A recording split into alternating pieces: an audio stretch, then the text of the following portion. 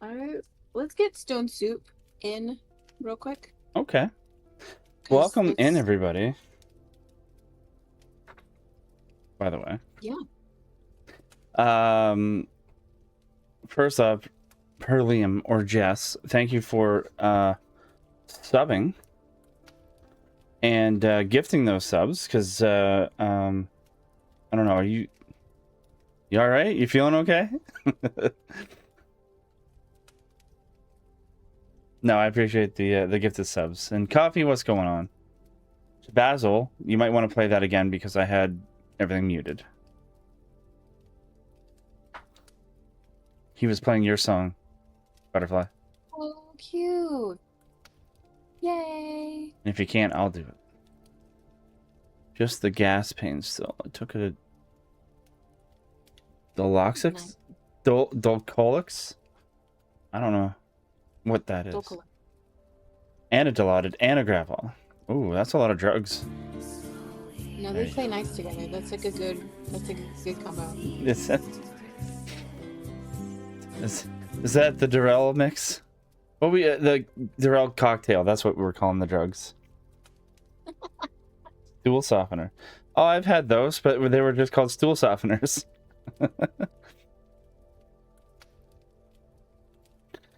Well, there's a bunch of different kinds of stool softeners. Not to get like my pharmacy degree out and show it off to people. There's like different methods of making that process less unpleasant.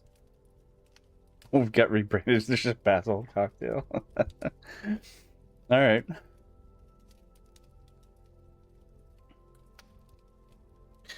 Yeah, I got the no-name brand when I had to get it. So it's just called stool softener. Fun. That was its name? Yeah. That was it. Pretty sure. Okay.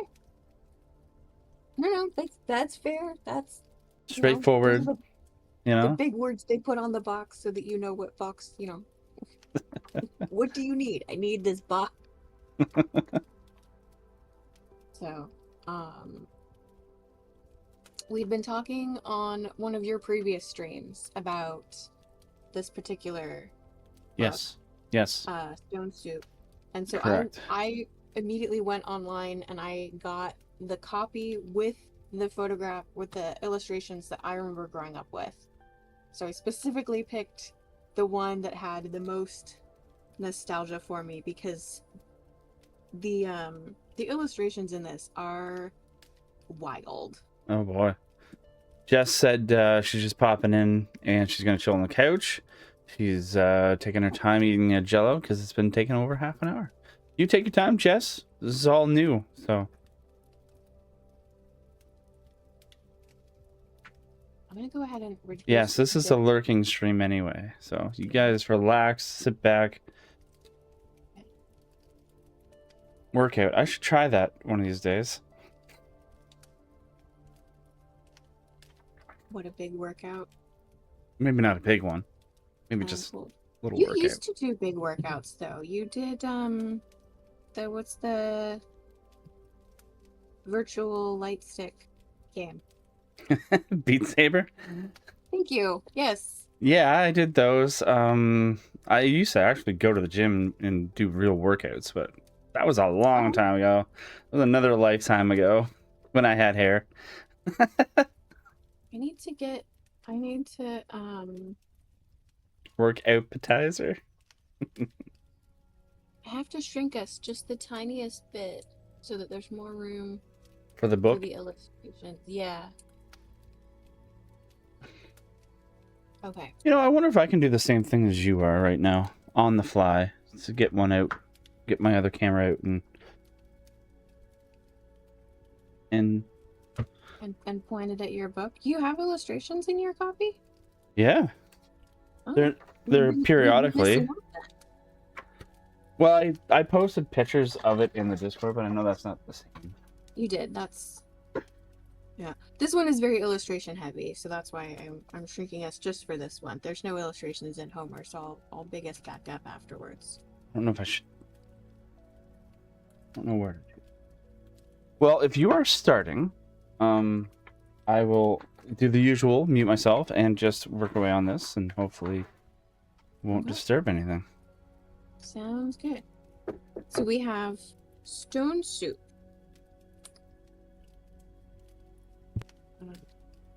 Through first couple of pages here. Here we go. There we go. Alright, so we got the illustrations on camera. Young man was walking. Oh, that's an A! Made of sticks is an illustration. A young man was walking. He walked and he walked. He walked all night and he walked all day. He was tired and he was hungry. Look at him. He looks exhausted. He's got this crow's like, oh, I'm gonna eat you. At last, he came to a big house. Here's the big house. What a fine house, he said. There will be plenty of food for me here. He knocked on the door. A little old lady opened it. Good lady, said the young man. I am very hungry. Can you give me something to eat? I have nothing to give you, said the little old lady. I have nothing in the house. I have nothing in the garden. And she began to close the door. Stop, said the young man. If you will not give me something to eat, will you give me a stone? A stone, said the little old lady. What will you do with a stone? You cannot eat a stone. Ah, said the young man. I can make soup from a stone.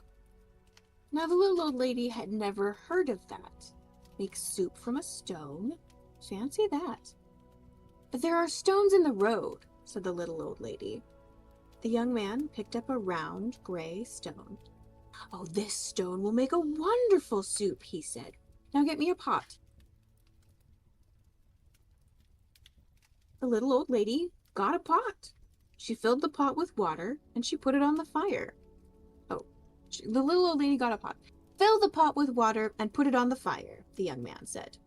The little old lady did as she was told, and soon the water was bubbling in the pot.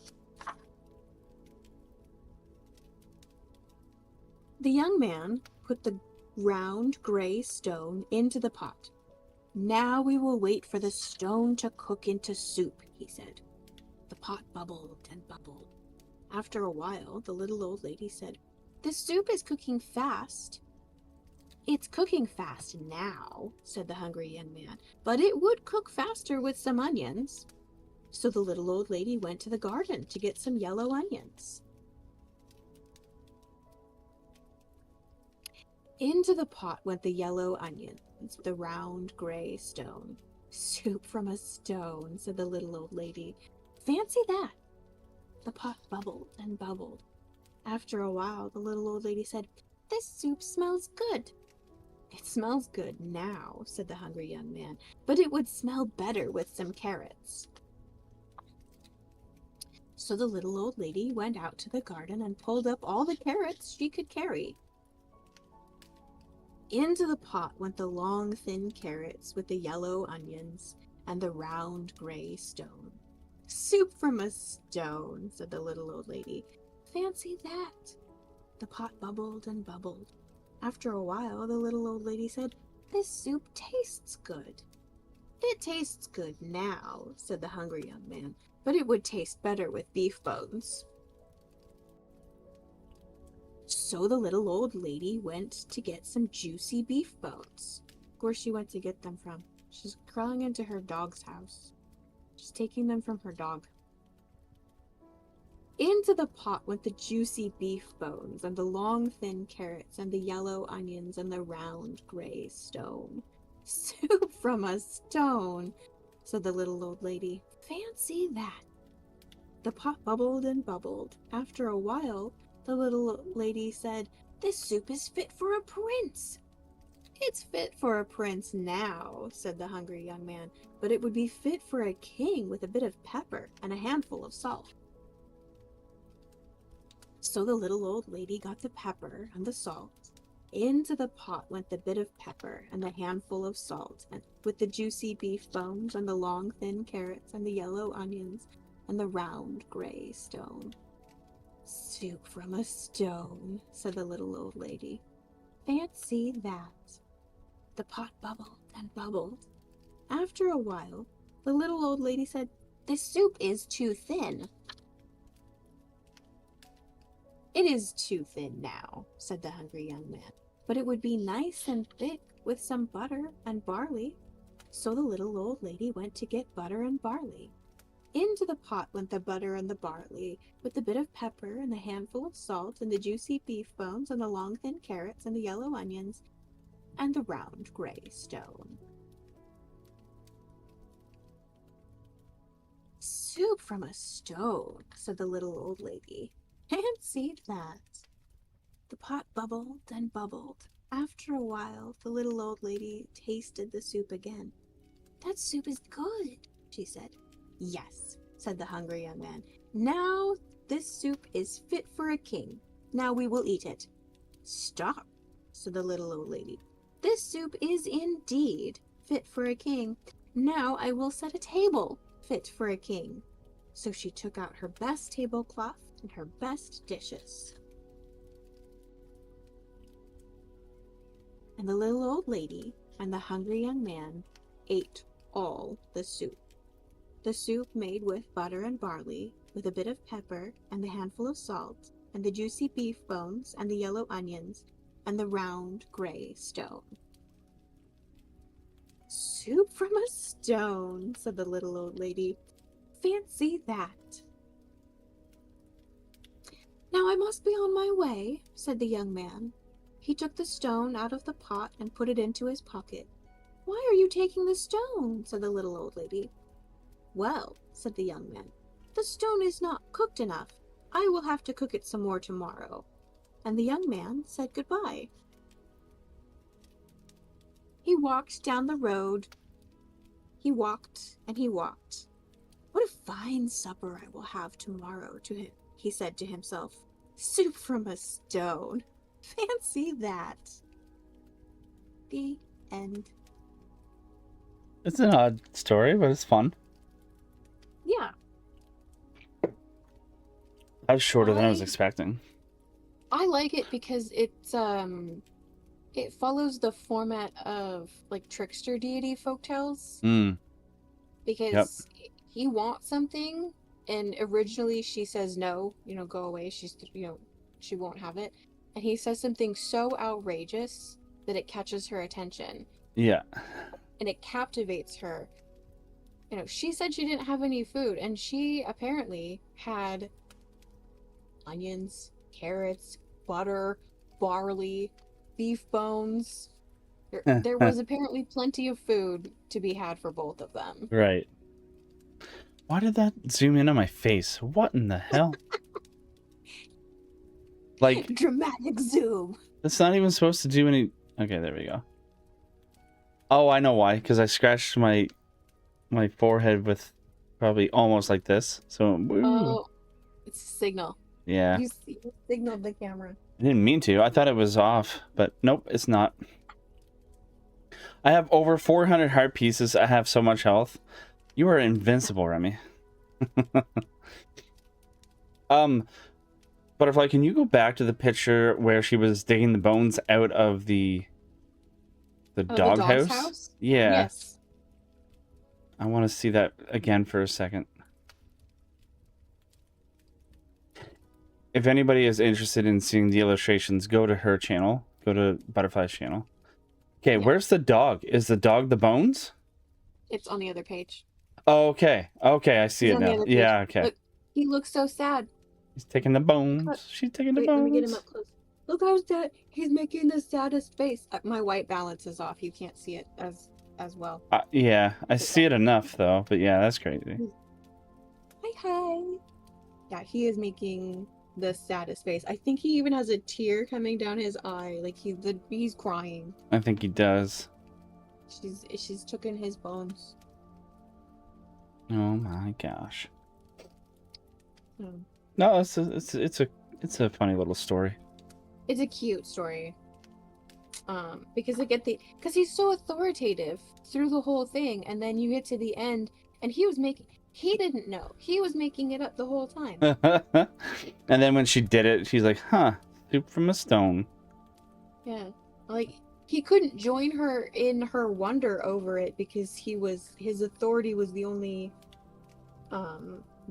thing, convincing her to do it in the first place.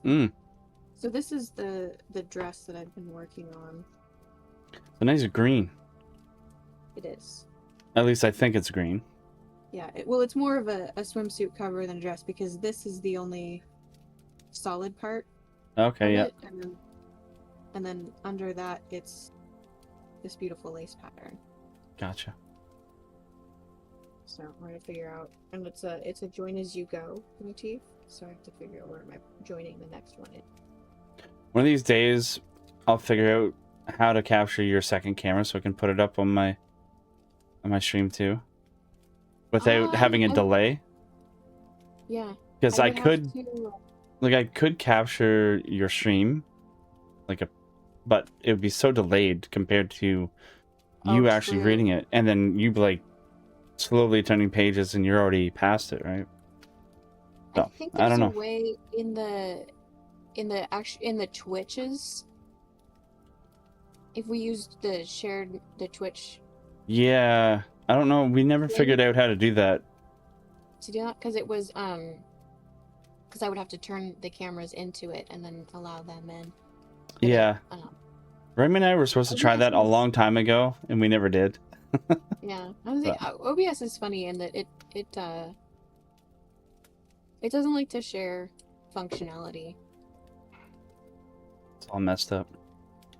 So, okay. Okay, I got a really short one here.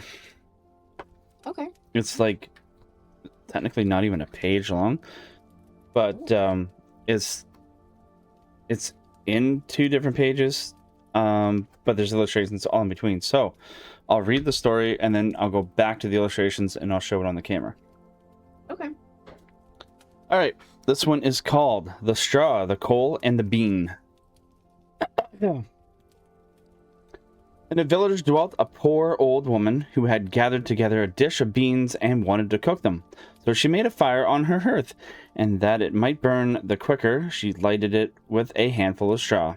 When she was emptying the beans into the pan, one dropped without her observing it, and lay on the ground beside a straw, and soon afterwards a burning coal from the fire leaped down to the 2. Then the straw began and said, "Dear friend, from whence do you come here?" The coal replied, "I fortunately sprang out of the fire, and if I had not escaped by main force, my death would have been certain. I should have been burnt to ashes." The bean said, "I too have escaped with a whole skin, but if the old woman had got me into the pan, I should have been made into broth without any mercy like my comrades." "And would a better fate have fallen to my lot?" said the straw. "The old woman has destroyed all my brethren in fire and smoke. She seized 60 of them at once and took their lives. I luckily slipped through her fingers." "But what are we to do now?" said the coal. "I think," answered the bean, "that if we have so fortunately escaped death, we should escape together like good companions, and lest a new mischance should overtake us here, we should go away together and repair to a foreign country." The proposition pleased the 2 others, and they set out on their way in company. Soon, however, they came to a little brook, and as there was no bridge or footplank, they did not know how they were to get over it. The straw hit on a good idea and said, "I will lay myself straight across, and then you can walk over on me as a bridge." The straw therefore stretched itself from one bank to the other, and the coal, who was of an impetuous disposition, tripped quite boldly on the newly built bridge. But when she had reached the middle and heard the water rushing beneath her, she was after all afraid, and stood still and ventured no farther.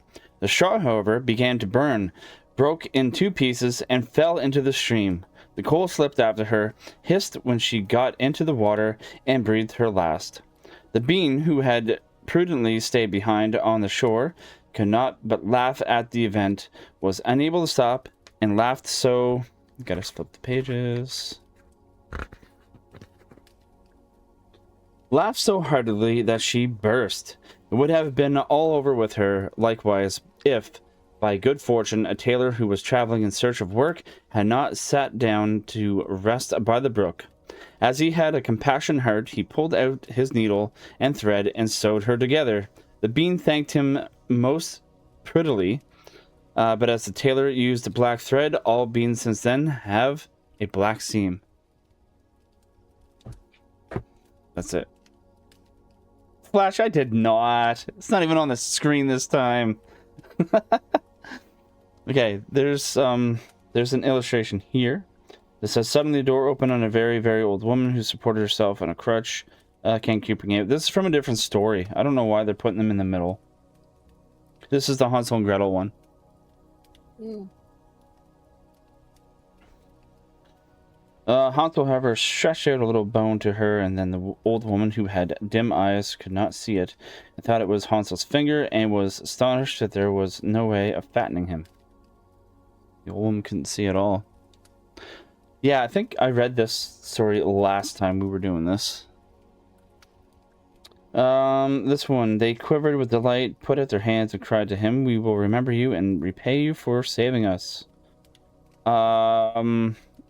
I remember reading the story, but I can't remember which one. But there's like turtles and stuff. So he like saved a bunch of wildlife. Yes. Yeah, he saved it, and then they come back and they repay him. Yeah. They save him from, like, they give their lives for, like, he was gonna have a bad day. It wasn't even like he was gonna die. It was just that he was gonna have a bad day. So I remember being a little outraged that they would throw, like that. No, that was a big favor. This next one says, in a village dwelt a poor old woman. No idea what that one's from, because a lot of stories in here has old women. Next one, he put his hand into his pocket, brought out the soft cheese, and pressed it until the liquid ran out of it. Looks like there's a giant there, but I don't remember this story. Maybe we didn't get to that one yet. Yeah, that. Because there's a story where you have to squeeze water from a stone to like prove your strength, and Well, the this giant can't squeeze any, and so he uses, and this in the story, spoilers if it's a head, he uses a cheese and he fools the giant because his cheese looks like a stone. Yeah. He squeezes it. Yeah, I don't think I read that one yet. Weird that this is here. I wish they spread it out to the stories, but anyway. This one says they got into a rage as they tore up trees. I don't remember that one. Looks like two giants ripped up some trees and they're battling it out. Next one, she put on a dress with all speed and went to the festival. Yep. This sounds like Cinderella. Which I'm pretty sure we did not read yet. That's all the for illustrated. If you have cat skinella in there. Well, let me see. Cat skinella the other day. Let's go back to the. Okay, I'll read the titles of what we read so far in this book. Okay. So we got the Frog King or Iron Henry, Cat and Mouse in Partnership, Our Lady's Child. That was.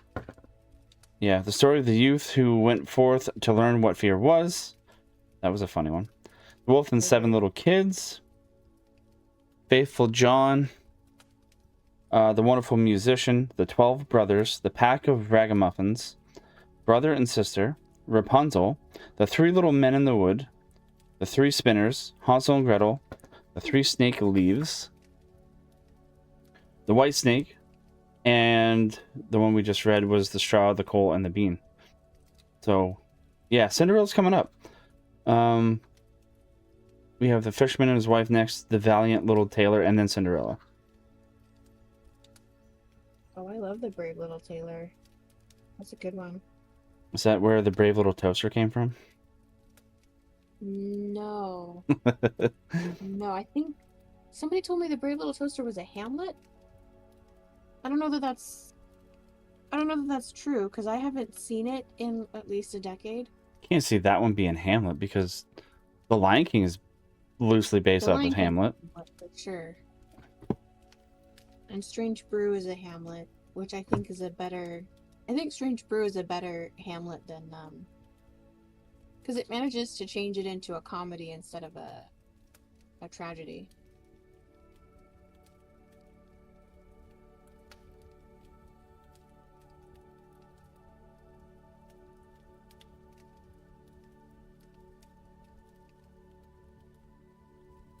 I have to get to the beginning. It's a good place to start. It's just after the conclusion. What? It's this deep into the,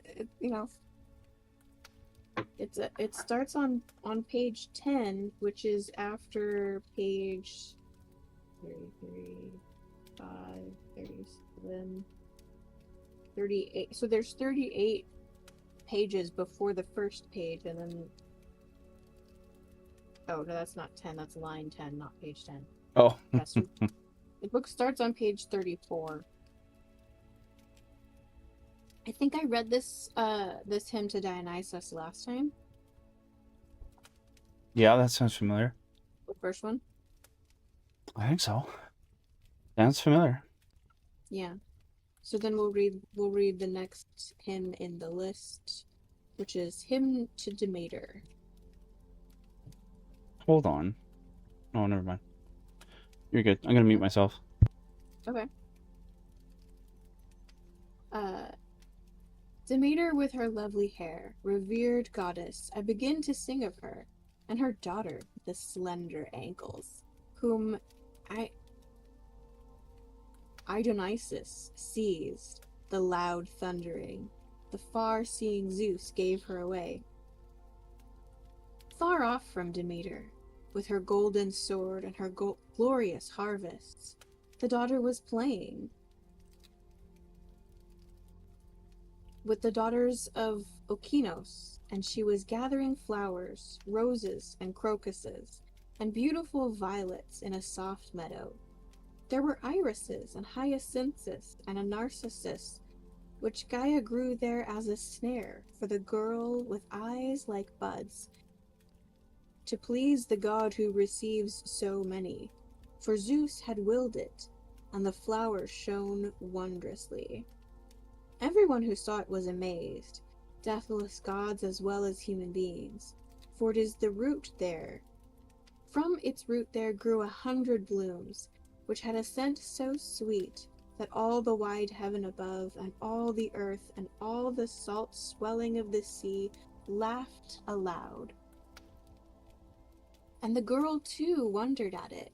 She reached out both her hands to take the lovely toy, but the earth, with its wide paths, gaped open in the plain of Nessia, and he who receives so many, the Lord, sprang upon her with his immortal horses, the son of Kronos with many names. He caught hold of her, protesting, and he took her away, weeping, in his chariot of gold, and she screamed in a shrill voice, calling for her father, son of Kronos, the highest and best. But no one, neither the deathless gods nor the human beings, no one heard her voice, not even the olive trees, heavy with fruit. Only the tender-hearted daughter of Pisiros from her cave, Hecate in her shining headband, and the lord of Helios, brilliant son of Hyperion. They heard her crying for her father, son of Kronos. But he sat apart from the gods, aloof in his temple of many prayers, accepting fine offerings from mortals. So, although she resisted, the ruler of many and receiver of many drove her away on his immortal horses, his own brother's child, for Zeus had contrived it, the son of Kronos with many names. Yet the goddess, as long as she could see the earth and sparkling sky, and the fast-flowing sea full of fishes, and the light of the sun, and as long as she still hoped to look upon her dear mother, and the race of gods who lived forever, then that hope charmed her great heart in spite of her grief, and the peaks of the mountains and the depths of the sea echoed with her immortal voice, and her noble mother heard her. A sharp pain seized her heart. With her lovely hands she tore the veil, and from her long ambrosial hair, and casting a dark blue cloak over her shoulders, she streaked out like a wild bird across dry land and sea, searching. But no one wanted to tell her the truth, neither the gods nor human beings, and not even one true messenger of the birds of omen came to her. For 9 days, Queen Dio roamed over the earth with flaming torches in both hands, and she never once tasted ambrosia and the sweet drink of nectar, nor sprinkled water on her skin, so deep in grief was she. But when the 10th luminous dawn appeared, Hecate came to meet her, holding a torch in her hands, and offering her news. She spoke to her and said, "Queen Demeter, bringer of seasons, giver of splendid gifts, who of the heavenly gods or mortals has carried away Persephone and brought sorrow to your dear heart? For I heard her voice, but did not see with my eyes who it was. I'm telling you quickly and truly all I know." So Hecate spoke, and the daughter of Rhea with her lovely hair answered her not a word, but darted swiftly away with her, flaming torches in both her hands. So they reached Helios, who watches gods and men, and stood in front of his horses, and the sacred goddess asked him, "Helios, will you give me honor as a goddess if ever I have warmed your heart and soul with word or deed? The girl I bore, that sweet young shoot, lovely to look upon, I heard her sobbing in the empty air as if she were being forced against her will, though with my eyes I saw nothing. But you, with your rays, you look down from the luminous air on all the earth and all the sea. Tell me your infallible truth about my dear child, if you saw her anywhere. Who was it, far away from me, who seized her violently against her will and was gone? Was it God or mortal man?" So she spoke, and the son of Hyperion answered her, "Queen Demeter, daughter of Rhea with her lovely hair, you shall know, for I respect you greatly, and pity you in your sorrow, for your daughter with the slender ankles.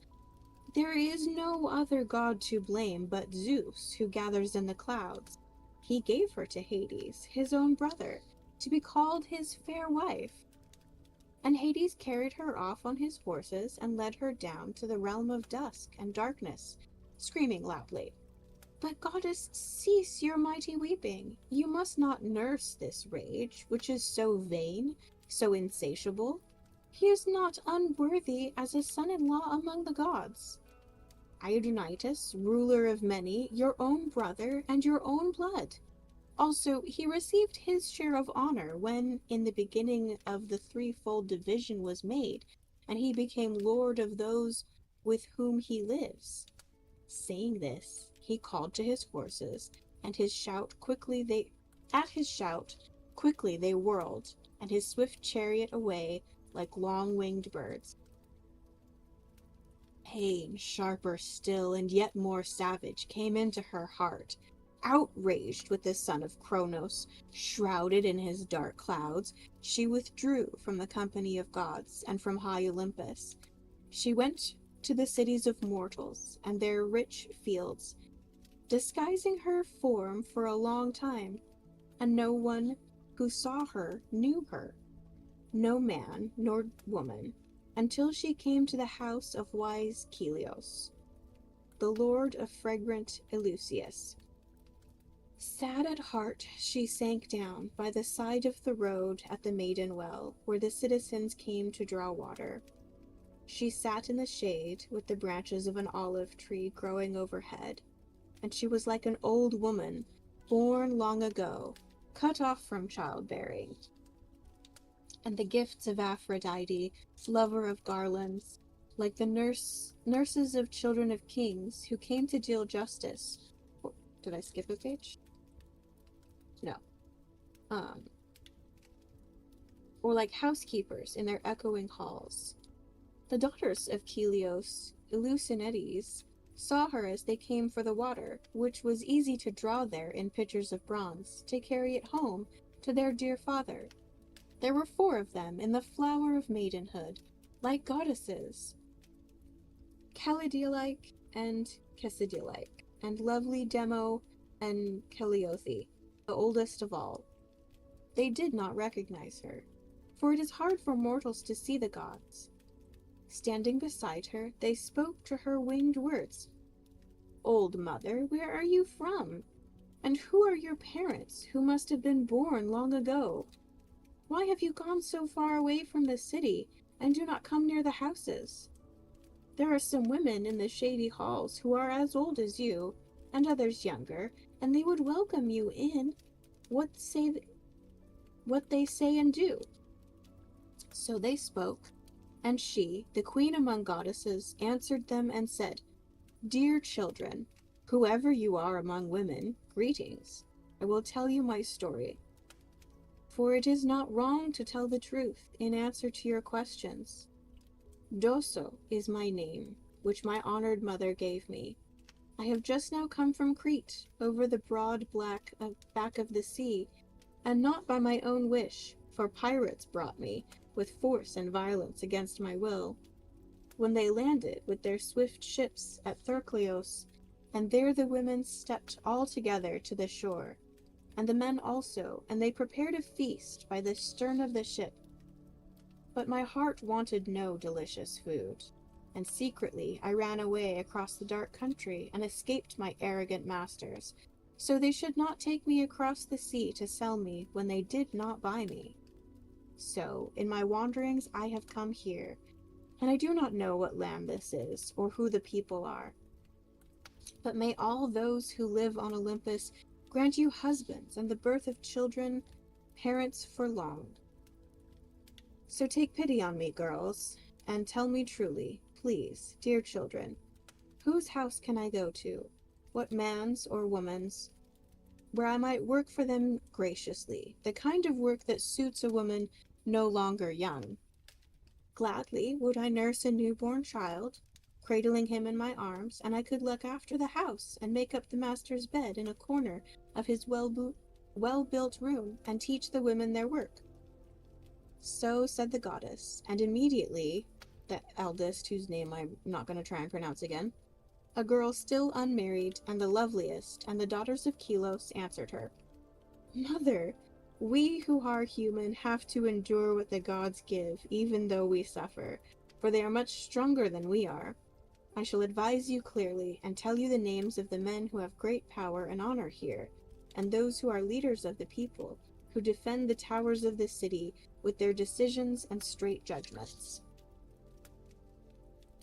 There is Triptolemus, subtle in mind, and Dioclos, and Polyxenos, the irreproachable, and irreproachable Elpelmos, and Dolcleos, our own brave father. And the wives of all these men take care of their homes. There is not one of these women, once she had seen your face, who would scorn you and turn you away from their home, but they would welcome you, for you look like a goddess. But if you would like to, wait here, and we will go to our father's house and tell all this to our mother, Maternia, so that she might persuade you to come to our house, and not search for anyone else's. She has an only son, born late to her, who is being nursed in our well-built palace. He was much longed for and welcome indeed. If you were to take care of him until he becomes a young man, any woman who sees you at once would envy you. So great a reward for his upbringing would my mother give you." So she spoke, and the goddess nodded her head. Then they filled their shining pitchers with water and carried them away in delight, and swiftly they reached their father's great house. and soon told their mother all they had seen and heard. She urged them to run and invite her to come for a limitless wage. Just as in spring, deer and calves leap in the meadows when they have eaten grass to their heart's delight, so the girls gathered up the folds of their shimmering gowns and darted down the hollow road, their long flowing hair tossing about their shoulders like crocus flowers. They found the glorious goddess near the road where before they had left her, and then they led her to their father's house. She walked behind them, her dear heart grieving, her head veiled, and the dark blue cloak swirled around for the delicate feet of the goddess. Soon they reached the house of Helios, whom the gods cherished, and they went through the portico to where their mother sat beside a pillar of the close-fitting roof, holding in her lap her child, a new shoot. The girls ran to her, but the goddess stepped on the threshold. Her head touched the roof, and she filled the doorway with divine radiance.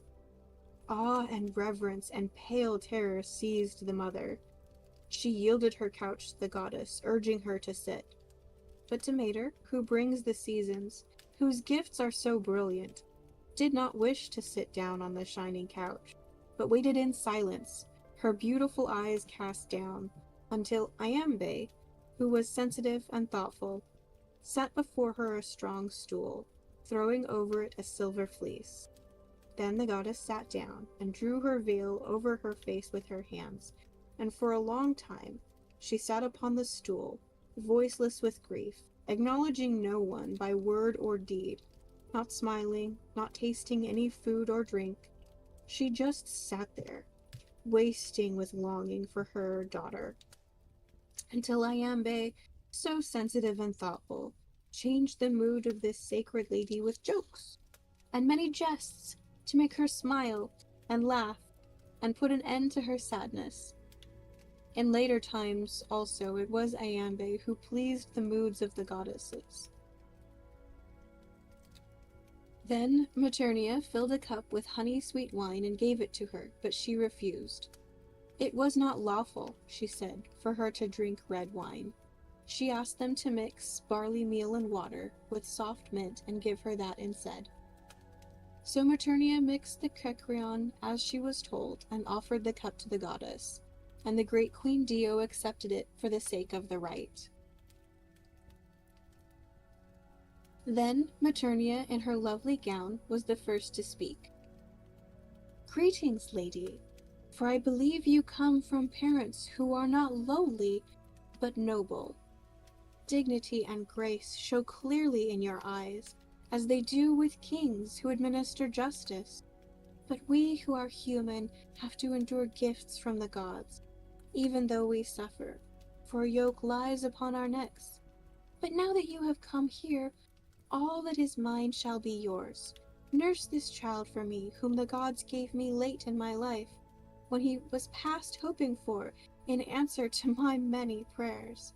If you take care of him till he becomes a young man, any woman who sees you will at once envy you, so great a reward for his upbringing will I give you." Then rich-crowned Demeter answered her, "Greetings to you too, lady. May the gods be good to you. I will gladly accept the child as you ask me, and nurture him for you. But I do not think witchcraft or the undercutter will harm him through any evil design of his nurse, for I know a charm more cutting than the woodcutter, and I know a strong safeguard against harmful witchcraft." As she said this, she took the child with her immortal hands, and his mother was happy in her heart. So in the palace, the goddess nursed Demophon, the splendid son of the wise Helios, whose mother was the fair Materna, and he grew up like a god, not eating food, nor suckling his mother's milk. For Demeter anointed him with ambrosia, as though he were born of a god, breathing on him sweetly as she held him to her breast. But at night she buried him in the heart of the fire, like a torch, without his dear parents knowing. And it was a great wonder to him that he grew far beyond his years, and he was in appearance like a god, and the goddess would have made him ageless, deathless, if the lovely Maternia, without thinking, had not looked out one night from her fragrant chamber and spied. She screamed, she beat both her thighs, terrified for her child, blinded in her spirit, and she cried out winged words, wailing, "Demophon, my son, the stranger buries you deep in the fire, and makes me weep, and gives me bitter pain." So she spoke, lamenting, and the divine goddess heard her. Lovely crowned Demeter was enraged. She snatched the dear child out of the fire with her immortal hands, the child, born in the palace when it was past hoping for, and she threw him away from her on the ground, her heart seething with fury. Then she spoke directly to Maternia in her lovely gown. "How ignorant are human beings! How mindless they are, not to foresee the destiny that is coming towards them, not to know whether it is good or whether it is bad. In your senseless folly you have done wrong past cure. Let the oath of the gods, the implacable waters of Styx, be my witness. I would have made your dear child deathless, ageless, all his days. I would have given him everlasting honor. But now it is impossible for him to escape the fate of death. Yet this undying honor shall always be upon him, that he lay on my lap and slept in my arms. But in due season, as the years come round for him, the sons of Eleusis will wage their war with each other and have terrible battles continually and forever.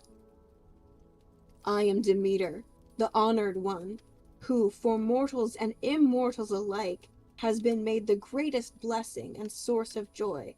But come, let all the people build for me a great temple and an altar beneath it, below the steep walls of this city, above Kilichion upon the rising hill, and I myself will inaugurate my mysteries, so that from now on you may perform them in all purity and be reconciled in my heart." As the goddess said this, she changed her stature and form, throwing away old age, and beauty breathed all around her, and a lovely fragrance drifted from her perfumed robes, and from the immortal skin of the goddess a brightness shone far away from her, and her golden hair streamed down over her shoulders, so that the solid house was filled with light like lightning. Then she left the palace. At once, Maternia's knees gave way, and for a long time she was speechless. She did not even remember to pick up her only son from the floor. But his sisters, hearing his pitiful crying, and they sprang down from the richly spread couches. One of them took the child in her arms and held him to her breast, and another rekindled the fire, and another ran with soft feet to rouse their mother from the fragrant chamber. They gathered round the child, who was shaking all over, and washed him and cuddled him, but his heart was not comforted, for the nurses and maids who were holding him now were worse than before. All night long, quivering with fear, they tried to appease the glorious goddess, but as soon as dawn appeared, they told powerful Helios exactly what had happened, just as the goddess had commanded, Demeter with her lovely crown. So he called to assembly his innumerable people, and he ordered them to build for Demeter, with the lovely hair, a sumptuous temple, and an altar upon the rising hill. They heard his voice and hurried to obey him, building it as he commanded, and it grew as the goddess decreed. Now, when they were finished and done with their labor, each man went back to his house, but golden-haired Demeter sat there. Far away from all the blessed gods, she stayed there, wasting with longing for her daughter. And she made a most terrible and cruel year for human beings on the deeply nourishing earth. The earth did not send up seed, for rich-crowned Demeter kept it hidden. Many times the oxen dragged the curved plow across the fields in vain, and many times the white barley fell upon the earth fruitlessly. So she would have destroyed utterly the mortal race of human beings, starving them to death. and deprived those who live on Olympus of the glorious honors of gifts and sacrifices, if Zeus had not noticed it and reflected upon it in his heart. First, he sent Iris on her wings of gold to call Demeter with her lovely hair, so beautiful to look upon. He spoke, and she obeyed Zeus, son of Cronos, in his dark clouds, and ran swiftly between heaven and earth. She reached the city of fragrant Eleusis and found Demeter in her temple, in her dark blue cloak. She called to her and spoke her winged words. Demeter, fatherless Zeus, whose knowledge is endless, calls on you to come back among the race of gods who live forever. So come, do not let the word of Zeus I bring you go unfulfilled. So she spoke, imploring her, but the heart of the goddess was unmoved. So then the Father sent out all the blessed gods who are forever, one after another. They went, each in their turn, calling her and offering her many beautiful gifts and honors. Whatever she would choose among the gods, but no one could persuade her mind or purpose, for she was seething in her heart, unrelenting. She spurned their words. She vowed that never again would she walk upon fragrant Olympus, nor would she let the fruits of the earth come up until she saw her daughter's beautiful face with her own eyes. Now, when loud thundering, far-seeing Zeus heard this, he went to Erebos, the slayer of Argus, with his golden wand, to win over Hades with soft words, and to lead Persephone out of the murky darkness and into the light among the gods, so that her mother would see her with her own eyes, and let her anger go. Hermes did not disobey, and immediately leaving the heights of Olympus, he plunged down at high speed into the secret places of the earth. And he found the Lord Hades inside his house, seated upon a couch with his modest wife, who was most unwilling, longing for her mother. But her mother was far away, brooding on her terrible pain, because of what the blessed gods had done. The strong slayer of Argos stood next to the god and said, Dark-haired Hades, lord of the dead, Father Zeus ordered me to bring back noble Persephone out of Erebos to be with the gods, so that her mother will see her with her own eyes and stop her anger, her terrible wrath against the gods. Now, she is planning a dreadful deed, to destroy the feeble race of human beings sprung from the soil, burying their seeds beneath the earth, and destroying utterly the honors of the immortals. For she has a terrible rage and does not mingle with the gods, but sits apart in her fragrant temple, far away from them, in the rocky city of Eleusis. So he spoke, and Dionysus, lord of those beneath the earth, smiled grimly, but did not refuse the commands of King Zeus. Immediately he called the wise Persephone. Go now, Persephone, to your mother, in her dark blue cloak, and go with a kind heart. Do not despair so excessively, for I shall not be an unworthy husband among the deathless gods.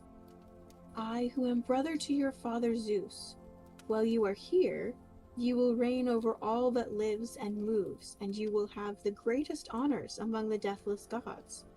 There will be eternal punishment for those who do wrong and do not ritually appease your spirit by performing sacred rites and making due offerings. So he spoke, and wise Persephone was filled with joy, and quickly jumping up in delight. But he stealthily gave her to eat a seed of the pomegranate, honey sweet, furtively peering around him, so she would not stay away forever with the venerable Demeter in her dark blue cloak. Dionysus, ruler of many, harnessed his immortal horses to his chariot of gold, and she mounted the chariot beside the strong slayer of Argos, who took the reins and whip in his own hands and raced out of the palace. The horses, unresisting, flew away. Quickly they covered the vast distance. Neither the sea, nor the waters of the rivers, nor the valleys of grass, nor the mountain peaks stopped the force of the immortal horses, but they cut deep into the air above them as they went. Hermes drove them to the palace where rich-crowned Demeter was waiting, and reined them in before the fragrant temple. And when Demeter saw them, she leapt as a Maenad leaps down a mountain of dark woods, while Persephone, from the other side, saw the beautiful eyes of her mother, and sprang down from the chariot and horses, and ran to her, and threw her arms around her neck, and embraced her. Demeter held her dear child in her arms, when, suddenly, her heart suspected treachery, and she trembled angrily. She stopped hugging her, and at once asked her, "My child, tell me, you did not, did you, eat any food while you were below? Speak out and hide nothing from me, so we may both know. If you did not, then you are free from loathsome Hades, and you will live with me and your father, son of Kronos, in his dark clouds, and be honored by all the immortal gods. But if you did eat anything, you will have to go back again to the secret depths of the earth and live there for a third part of the year, the seasons of the year. But for the other 2 parts, you will be with me and the other immortals.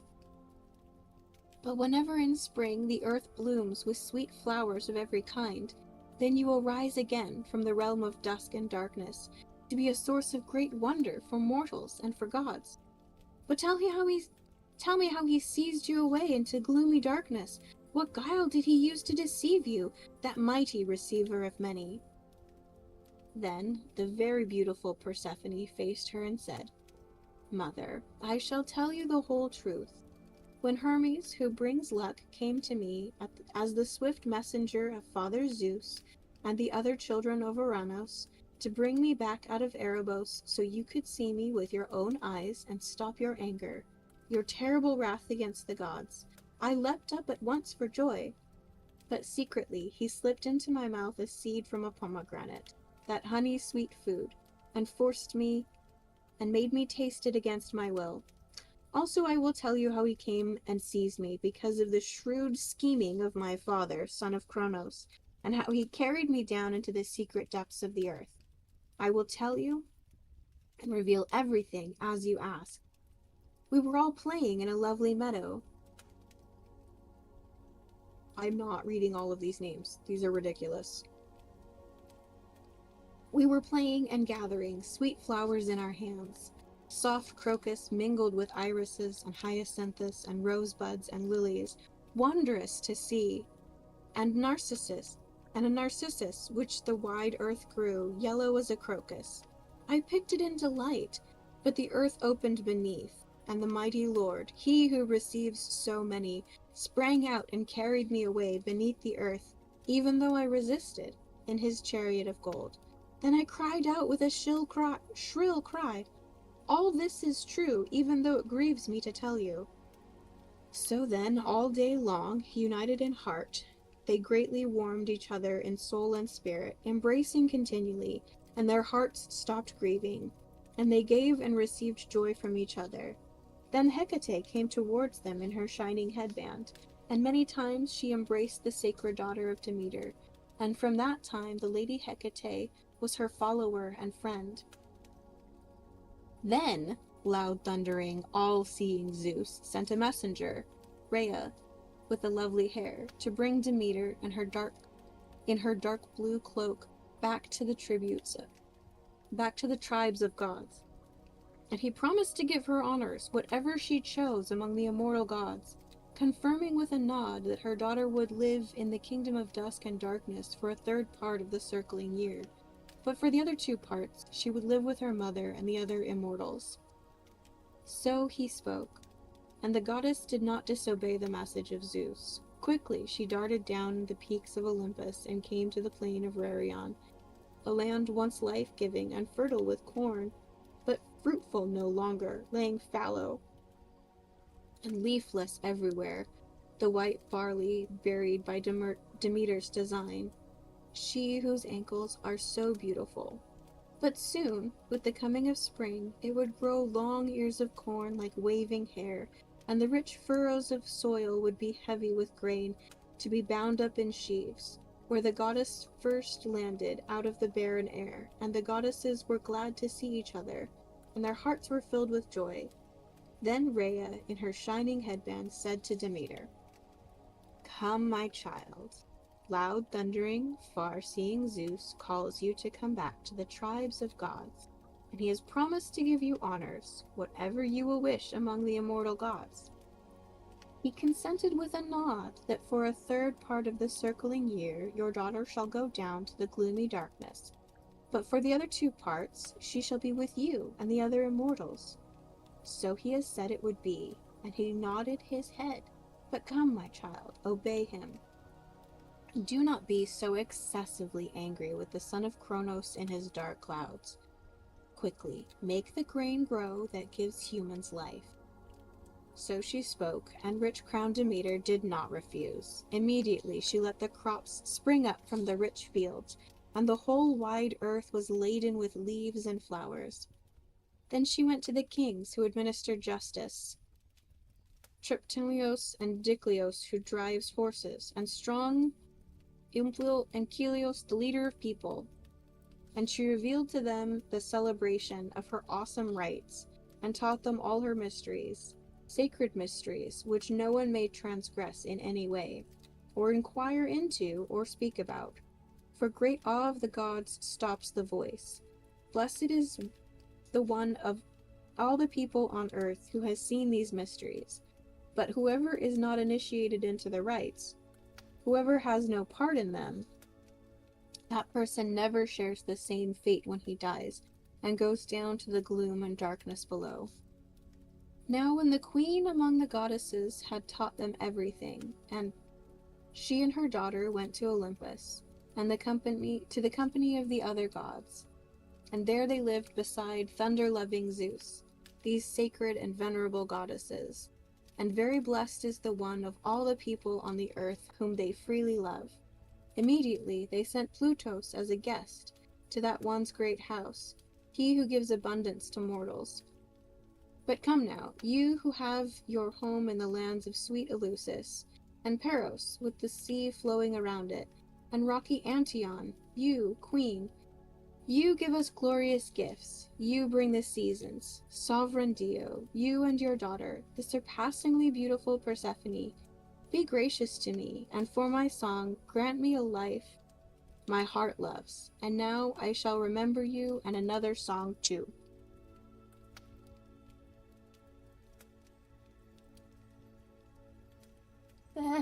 Wait, that's it? Yeah. What do you mean? That's it? It stopped? It stopped. That was actually pretty long. I wasn't expecting that. Yeah, I didn't some of the songs in there are like really short. Yeah. And some of them were really long. That was That's one of the longest ones you've ever read yet, I think. Yeah, okay, that was several pages. Yeah. Oh my gosh. I skipped over a lot because the proper names are so hard. Yeah, I was obviously you couldn't hear me laughing, but I was laughing every time you're like, I ain't reading those. I'm like, all right. Understandable. Yeah, when it's just a list of names, I'm like, no, I will stumble through proper names when they mean something to the story, but if you're just gonna list people off, no way. Yeah, no, that's nobody here knows who those I don't know who those people are. That's court stuff. We don't need to hear all that. Yeah. Like, so what the frig was the story about? So it was the story of how Hades and Persephone got married. Oh, okay. Oh my gosh. I don't know. It just seemed, I don't know. Maybe it was just me because of the way I've been today, but it's like it just seemed like we're over here, now we're over here, now we're down here, now we're back over here. I'm just like, well, what's happening? They used, because Hades was involved, a lot of epitaphs got used. So it sounded like it was talking about a bunch of different people when it was just talking about the principles. And like Demeter got a lot of epitaphs used, so like she was like a third of the people in the story. Oh, okay. My gosh. Yeah, it's so the shorter version is Zeus tricked Persephone into picking a flower so that Hades could seize her and take her down to the underworld. Okay. Demeter couldn't find her anywhere. Okay. Nobody would tell her what's going on.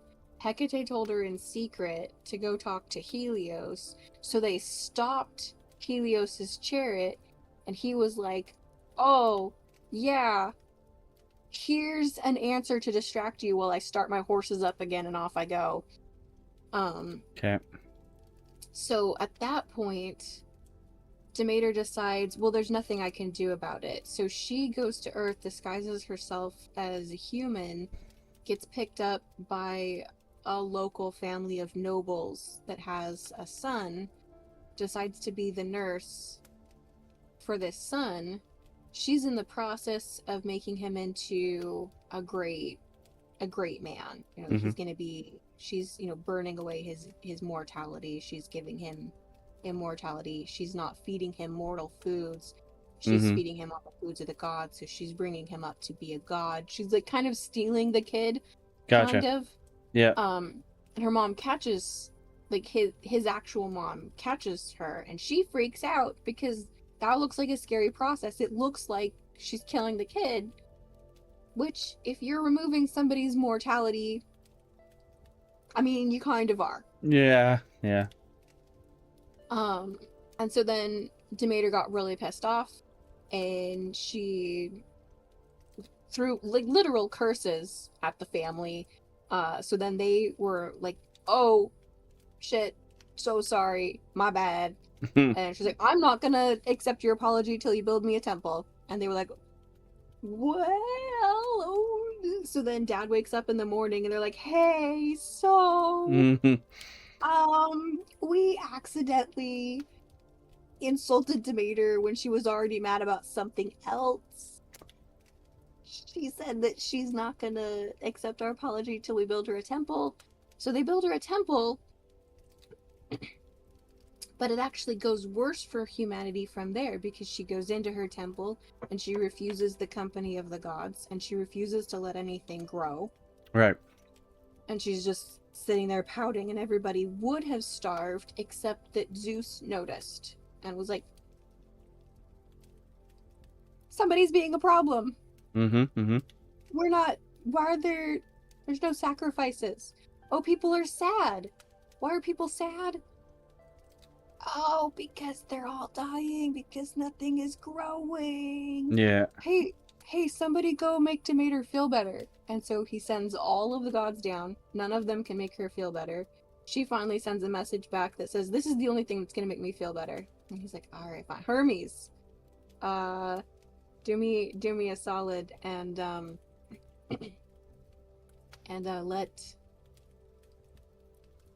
let Persephone and Hades know that this is the only thing that's going to make her feel better. And so Hermes goes down, gives the message. Hades is like, you can totally go. That's awesome. I'm going to be a really good husband. You're not going to be sorry. Please stop crying. You've been crying a long time now. Please stop crying. Here, have a pomegranate. Yeah. Seed. And they kept talking about how lovely and small her ankles are too. Just like, what the frick? I get yeah, everybody's got different time. slender ankles. Yeah. Yeah. And great hair. Yes, I heard the hair a couple times too. Speaking of which, lovely haircut that you have. Thank you. Thank you. It reminded me when you read that part. I'm like, oh yeah, got a haircut. It's so funny. It's interesting that, like, because I asked a couple people, because it came up, like, there's quite a bit of, I cut like this much off. Yeah. It's quite a bit shorter than it was. And so when I went up, nobody really noticed. No, because it looks like a natural hair right now, like you've always had it that way. Yeah, and I was like, okay. So I asked them, and I was like, I cut quite a bit off my hair. Nobody said anything, and they're like, oh, I saw you did something different with it today. And I'm like, well, technically, yeah, true. You did. Yes, cutting it is something different. Yep. But most of it was seriously damaged, and so I cut off because I was tired of trying to drag my comb through the part of my hair that I melted. So I cut everything that was melted, off. You melted your hair? Yeah. Yeah, you can do that. Oh, not me, but maybe you can. Yeah. Yeah, Okay. yeah, there's different combinations of hair dyes. That I can see. Like, I know you dye your hair quite often. Yeah. Ooh. I apologize. I am really tired today. Mm-hmm. I didn't get a lot of sleep. I did take a nap. Doesn't seem to help. And I don't know. Like, most of the day when I was at work, my left eye was just trickling the whole time for some reason. So I Oh don't know no. if it's something to do with season changings or changing seasons and maybe an Right. allergy or something's going on, but like, it's been a day. Yeah. Should we do one more each? Oh, I can keep going for a while if you Oh, want. you can keep going? Okay. Oh, yeah. Just because I'm tired doesn't mean I'm going to stop. This one's only a couple, 5 pages, I think. Okay.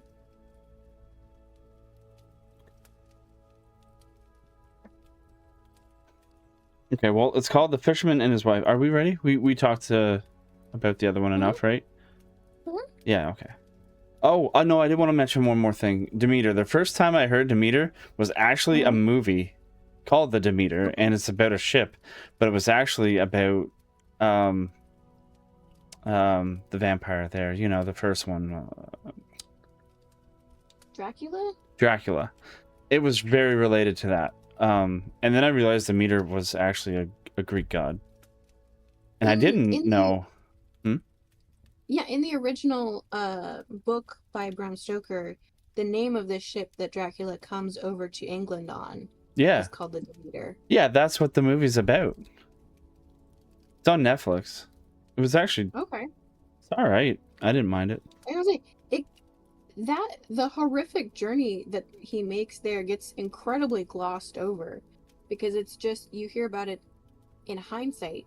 Yeah. Because he gets all of the boxes of dirt onto the ship and takes off, but the POV character doesn't see any of that. He's locked in Dracula's castle at the time and has to make his own harrowing escape. Yeah. And so the next thing you hear of Dracula is when the ship is coming in, and everybody's a little worried because it's coming in to port too fast and at the wrong angle. And you find that, I guess, spoilers for the movie, everybody on board is dead. And the captain has tied himself to the steering wheel with like his last journal entry tucked in his pocket, like almost, you know, it's like so that whole harrowing journey of the Demeter and what happens to everybody on it completely glossed over in the book. Yeah. No, it wasn't. I didn't find it too bad. But yeah, and I didn't realize till after I started like doing a little bit of research after I watched the movie about the Demeter and what it was, and didn't realize. I knew it was a Greek god then, but I didn't realize it was a female Greek god. Yeah. So that was a surprise when you were reading that story. So I'm like, oh, all right. Yeah. She's the goddess of the harvest, and she's from one of the upper generations. So she's from the same generation with Zeus and Hades, and trying to remember Rhea. Yeah. I think Rhea and Gaia are the same goddess, so her mom is just the planet Earth. Gotcha.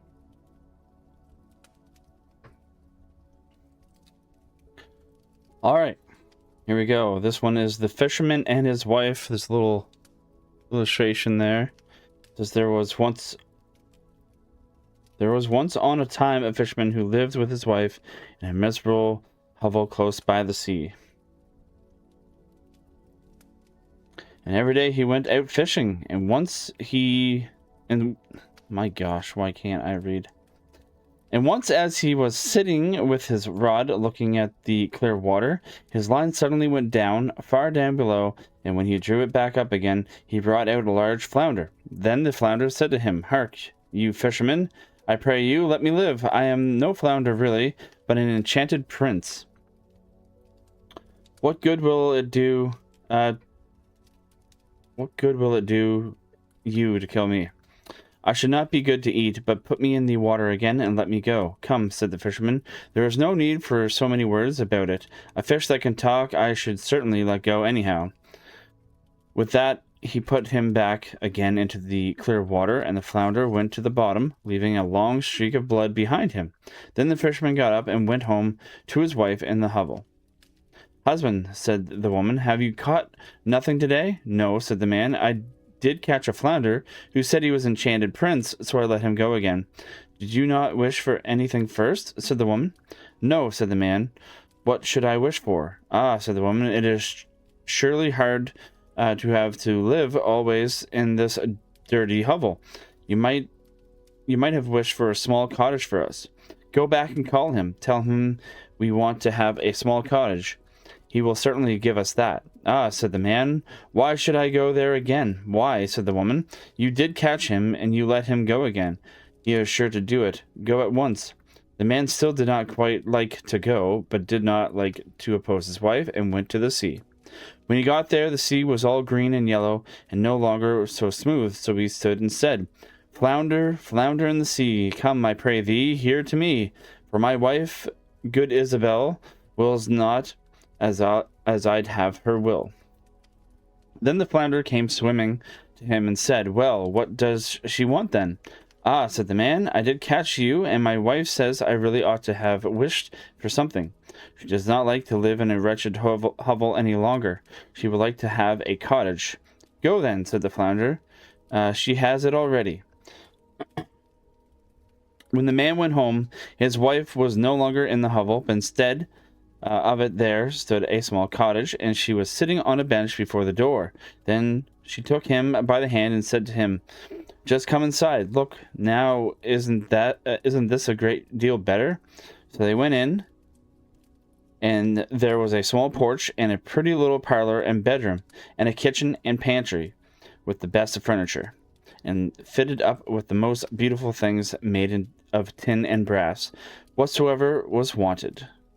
And behind the cottage there was a small yard, with hens and ducks, and a little garden with flowers and fruit. "Look," said the wife, "is not that nice?" "Yes," said the husband, "and so we must always think it. Now we will live quite contented." "We will think about that," said the wife. With that, they ate something and went to bed. Everything went well for a week or a fortnight, and then the woman said, "Hark you, husband, this cottage is far too small for us, and the garden and yard are little. The flounder might just as well have given us a larger house. I should like to live in a great stone castle. Go to the flounder and tell him to give us a castle." "Ah, wife," said the man, "the cottage is quite good enough. Why should we live in a castle?" "What?" said the woman. "Just go there. The flounder can always do that." "No, wife," said the man, "the flounder has just given us a cottage. I do not like to go back so soon. It might make him angry." "Go," said the woman. "He can do it quite easily, and will be glad to do it. Just you go to him." The man's heart grew heavy, and he would not go. He said to himself, "It is not right," and yet he went. And when he came to the sea, the water was quite purple and dark blue. Okay, that's a giveaway right there, in my opinion. But anyway, dark blue and gray and thick, and no longer so green and yellow, but it was still quiet, and he stood there and said, "Flounder, flounder in the sea, come, I pray thee, here to me, for my wife, good Isabel, will not as I'd have her will." "Well, what does she want then?" said the flounder. "Alas," said the man, half scared, "she wants to live in a great stone castle." "Go to it." Is it scared or scared? SCARED. I think that's scared. Half scared. "She wants to live in a great stone castle." Go to it then. She is standing before the door, said the flounder. Then the man went away, intending to go home, but when he got there, he found a great stone palace, and his wife was just standing on the steps getting in, and she took him by the hand and said, "Come in."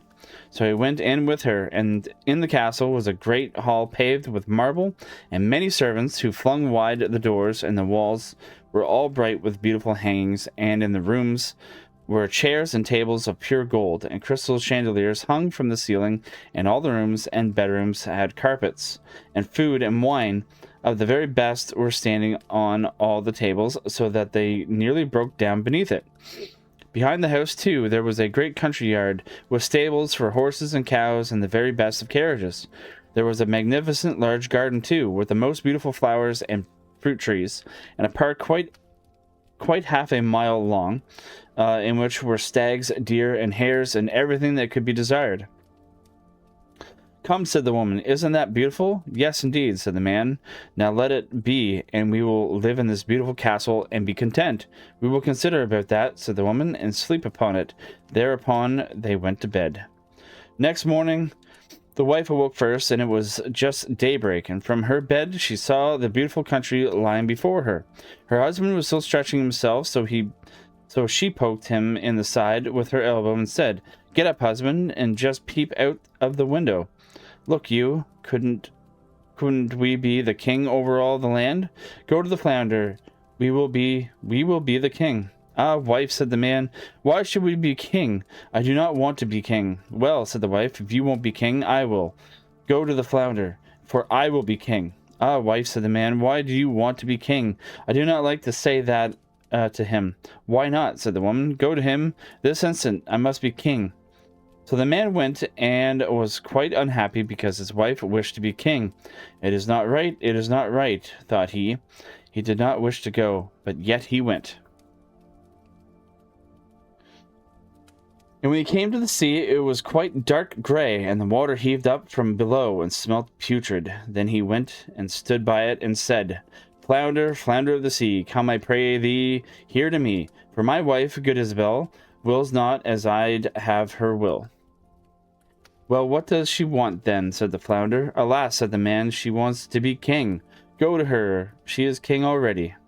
So the man went, and when he came to the palace, the castle had become much larger, and had a great tower and magnificent ornaments, and the sentinel was standing before the door, and there were numbers of soldiers with kettle drums and trumpets. And when he went inside the house, everything was of real marble and gold, with velvet covers and a great golden tassels.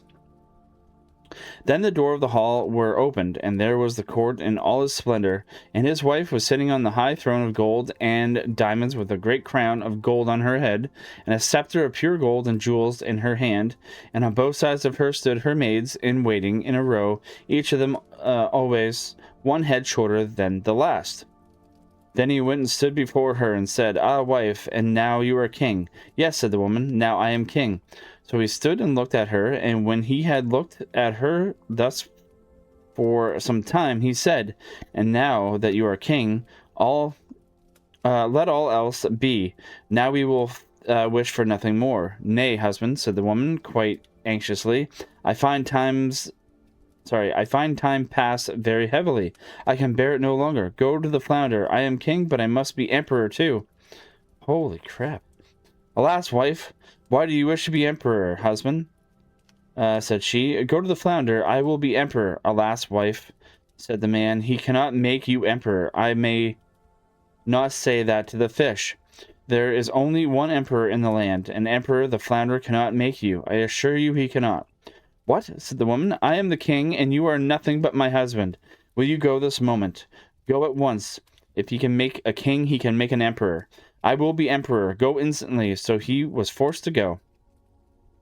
As the man went, however, he was troubled in mind, and thought to himself, "It will not end well. It will not end well. Emperors is too shameless. The flounder will at last be tired of it, or tired out." With that he reached the sea, and the sea was quite black and thick, and began to boil up from below, so that it threw up bubbles, with such a sharp wind blew over it, that it curdled, and the man was afraid. Then he went and stood by it and said, Flounder, flounder of the sea, come, I pray thee, here to me.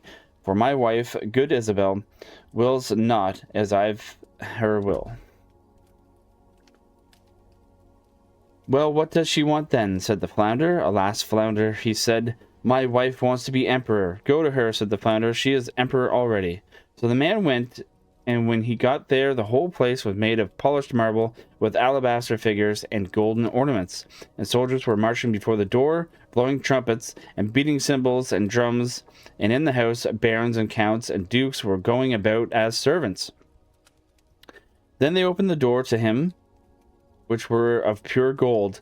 And when he entered, there sat his wife on a throne, which was made of one piece of gold, and was quite 2 miles high, and she wore a great golden crown that was 3 yards high, and set with diamonds and carbuncles, and in one hand she had a scepter, and in the other an imperial orb, and on both sides of her stood the yeomen of the guard in 2 rows, each being smaller than the one before him, from the biggest giant, who was 2 miles high, to the very smallest dwarf, just as big as my little finger. And before it stood a number of princes and dukes. Then the man went and stood among them, and said, Wife, are you emperor now? Yes, she said, now I am emperor. There he stood and looked at her well, and when he had looked at her thus for some time, he said, Ah, wife, be content, now that you are emperor. Husband, she said, why are you standing there? Now I am emperor, but I will be pope too. Go to the flounder. Alas, wife, said the man, what will you not wish for? You cannot be pope. There is but one in Christendom. He cannot make you pope. Husband, said she, I will be pope. Go immediately. I must be pope this very day. No, wife, said the man. I do not like to say that to him. That would not do. It is too much. The flounder can't make you pope. Husband, said she, what nonsense. If he can make me emperor, he can make me a pope. Go to him directly. I am emperor, and you are nothing but my husband. Will you go at once?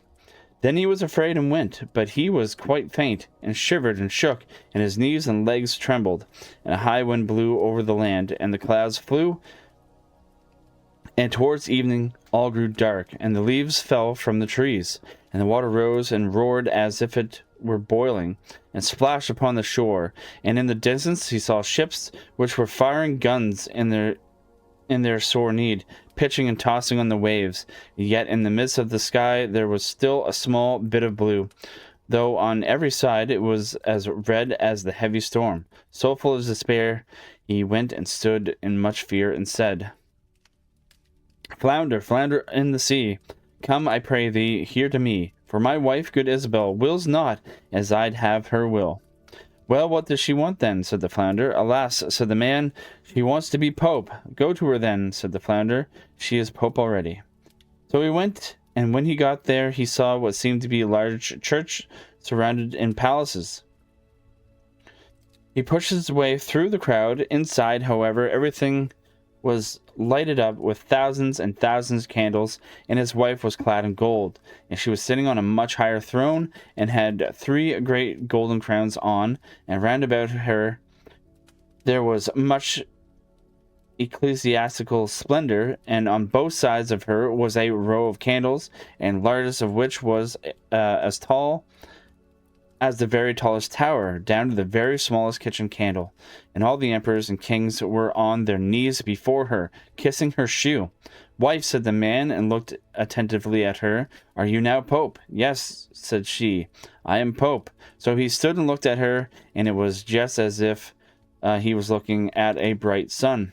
When he had stood looking at her thus for a short time, he said, Ah, wife, if you are pope, do let well alone. But she looked as stiff as a post, and did not move or show any signs of life. Then said he, Wife, now that you are pope, be satisfied. You cannot become anything greater now. I will consider about that, said the woman. Thereupon they both went to bed, but she was not satisfied, and greediness let her have no sleep, for she was continually thinking there was left to be there was left for her to be. A little illustration here where he's trying to talk to the fish, the flounder. The man slept well and soundly, for he had run about a great deal during the day. But the woman could not fall asleep at all, and flung herself from one side to the other the whole night through, thinking always what more was left for her to be, but unable to call to mind anything else.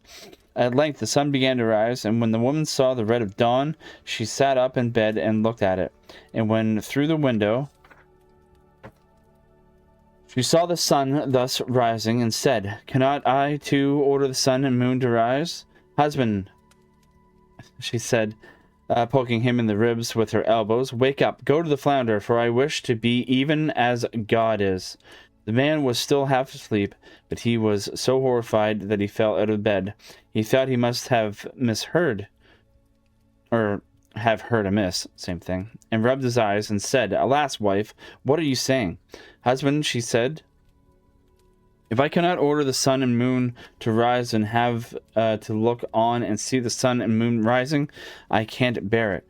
I shall not know what it is to have another happy hour, unless I can make them rise myself." Then she looked at him so terribly that a shudder ran over him, and said, "Go at once, I wish to be like unto God." "Alas, wife," said the man, falling on his knees before her, "the flounder cannot do that. He can make an emperor and pope. I beseech you, go on as you are, and be pope." Then she fell into a rage, and her hair flew wildly about her head, and she cried, "I will not endure this. I will not bear it any longer. Wilt thou go?" Then he put on his trousers and ran away like a madman.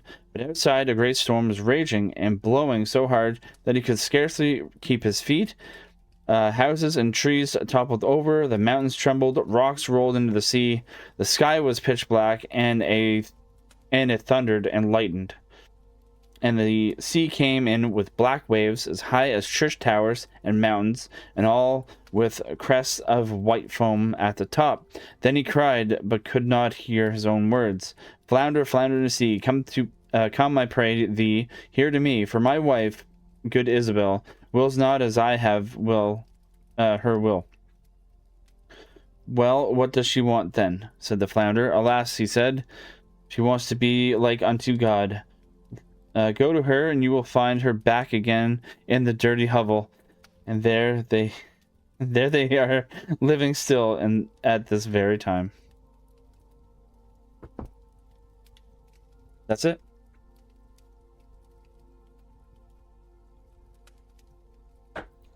So she circled herself back around? She did, yep.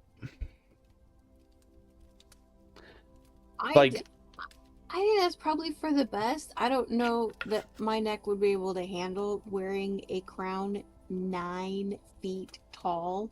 No. Which was what she had when she was emperor, and then when she was pope, it was even taller, and there were 3 of them. I think the moral... This seems like a lot. I mean, the blatant moral of the story is be happy with what you have, but the other moral is, like, you already have everything. You don't need anything else. He said we should be happy with what we have. Yep. Hey Bees, what's up? I did the hydrate. Not a bad story. Yeah. I think it was a little shorter than the last one you did. It was shorter than mine. That's for sure. I'm hoping this next one I have is, let's see how long this Hymn to Apollo is. Number 3. 1, 2, 3, 10, 12 pages. Oh, yeah, it's a similar book though. The way it's laid out. Yeah. All right. It's still gonna be shorter than a Der Katzen print. I'm gonna try and find a shorter one. Because I'm gonna have to call the stream a little bit shorter today, so like I can do one and then we could do one more, and then because you said your next one is short. Next one's only about the same size as the one I just read. About the same size. Yeah. Okay, let me find a short one. That's not 12 pages. Oh, and then Cinderella's after that, though. Which is Oh, also that'll about... be a good place to start next stream, though. Yeah, Like, that's we true. can, like, hype up. That's 1, 2... It's short, though. It's only... That one's only 5 pages, too. Crazy.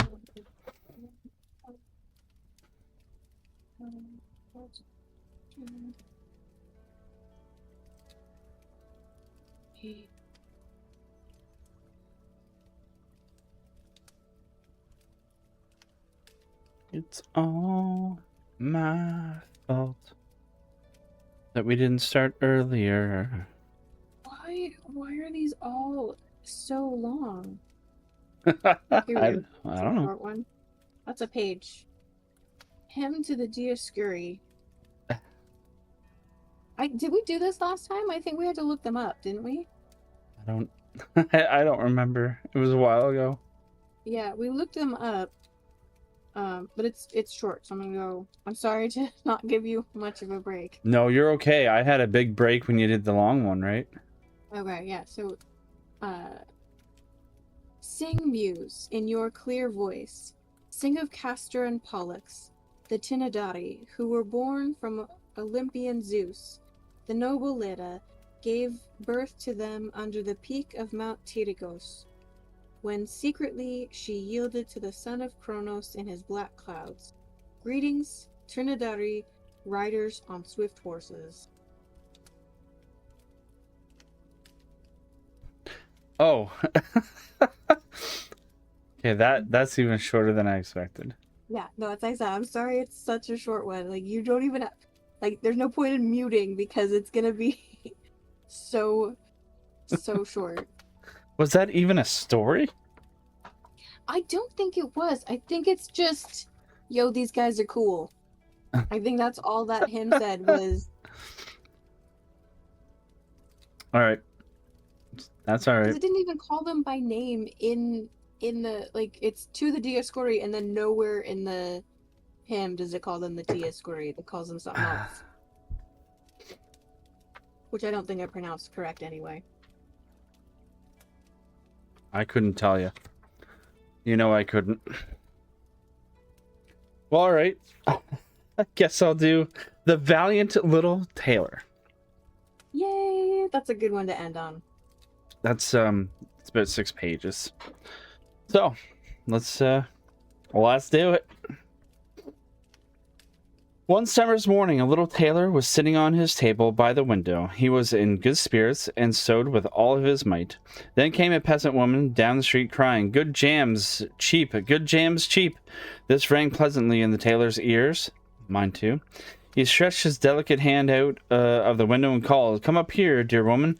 Here you will get rid of your goods." The woman came up the 3 steps to the tailor with her heavy basket, and he made her unpack the whole of the pots for him.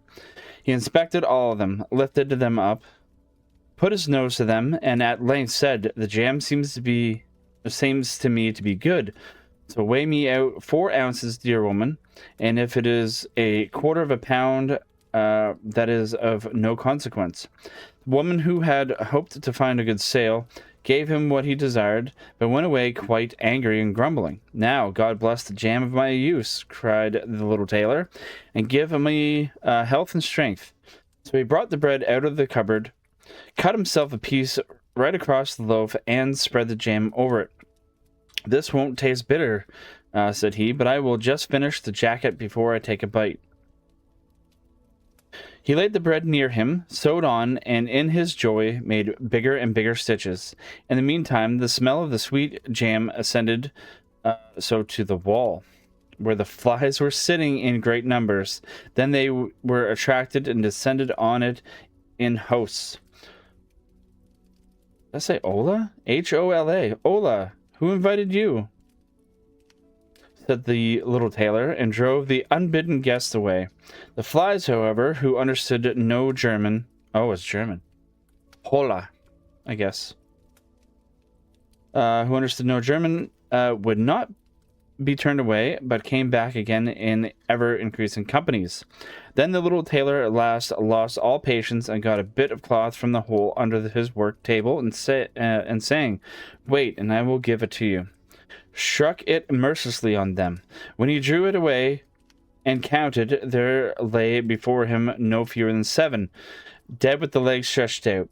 Art thou a fellow of that sort? Said he, and could not help admiring his own bravery. Is this actually Jack and the Beanstalk? The Brave Little Tailor? No. Okay, so Disney mixed this story up with the Beanstalk, because I remember Mickey Mouse doing this and then killing 7. Yep. 7. One blow. Yeah, and he's yelling around, "I killed 7," but they were talking about giants or something, right?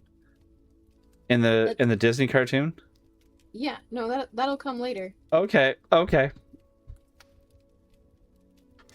right, or maybe okay, maybe it was actually 2 different stories, and I'm mixing them up. But anyway, Disney did it, is what I'm getting at. Yes, they did. Okay.